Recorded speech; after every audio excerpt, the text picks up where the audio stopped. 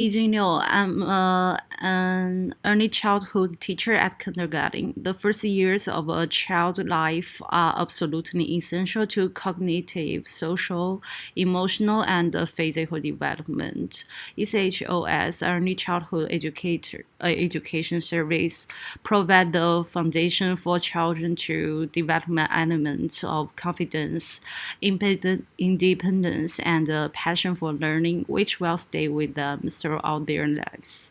In recent years, some parents have questioned whether play-based learning offers enough formal academic instruction, while others want to learn more about its benefits.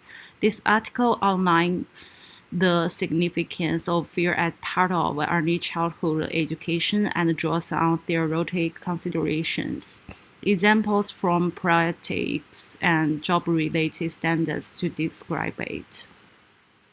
Play is a voluntary, pleasurable, and meaningful activity that allows children to explore, create, problem solve, and social emotional development. Studies have shown that playing promotes two or more developmental domains at the same time. Collectively, it explores literacy, numeracy, sequencing, and problem solving. On a social level, it promotes cooperation, communication, and empathy. On the emotion side, play fosters self-regulation, resilience, and confidence. Children grow physically with fine and gross motor skills, spatial awareness, and coordination. A hands-on example is to construct communicate with blocks. In this active, children problem solve and measure structures, negotiation roles, collaborate, manage frustration, and feel a sense of accomplishment, and increase their hand-eye coordination as well as balance. In theory, according to Vygotsky's zone of principal development, social interaction and scaffolding should play an important part in learning where adults can lead to expand the children's playing experience. Helgate argued that simply play enables children to rehearse abstract thought and problem solving, thus contributing to cognitive development in preparational stage. As a result, play is not just for fun, it's a key process for overall development. Even with all of its advantages, play learning isn't always easy for early childhood teachers. One of the handouts can be parents' expectation for academic instruction. Educators can counter this by recording and expressing the learning taking place within their children's play, demonstrating how play actually facilitates literacy, numeracy, and problem solving. Handling large number of kids during play is another challenge. Programs like structured rotation, designated play space, and adult facilitation support both engagement as well as safety.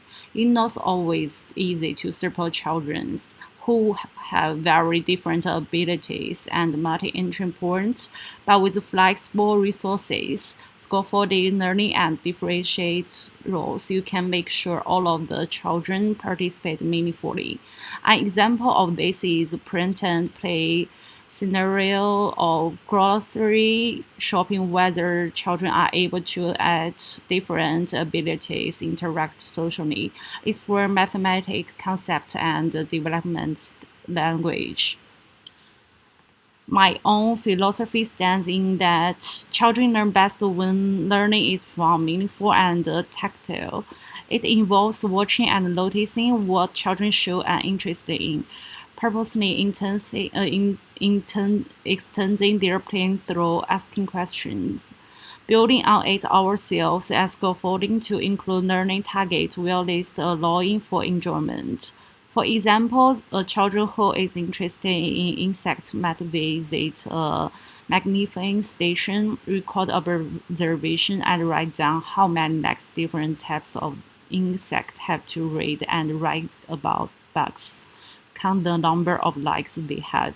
Doctor Roleplay explores technical vocabulary, empathy, and problem solving, while loose part construction encourage creativity, spatial reasoning, and social problem solving. Such an approach is consistent with the EYLF, which values growing, being, and becoming as fundamental constructs for children's development.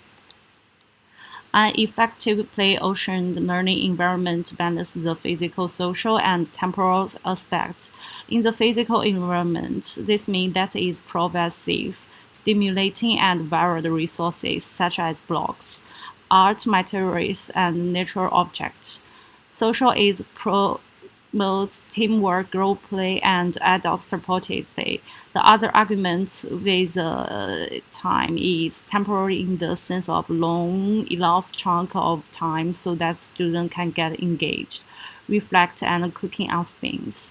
A garden is one of those spaces that leads itself to active play, encourages growth, motor development, sensory exploration, social integration, and cognitive problem solving stimulatory. Effective playing spaces are those that mirror the curiosity of children and their developmental requirements through a variety of children opportunities. In a world without play, children lose opportunity to learn social skills and obtain cognitive knowledge they can transfer throughout their lifetime as successful physical and emotionally responsive beings. Through fusions of theoretical inquiry and applied practice, professional development that supports pedagogy around children-directed intentional play and development of learning preference can be designed that meet the needs for educator effectiveness to support children's learning today and tomorrow. Play is not simple play, but it's a significant pedagogy tool through which lifelong learning, resilience, and well-being are fostered. That's all. Thank you.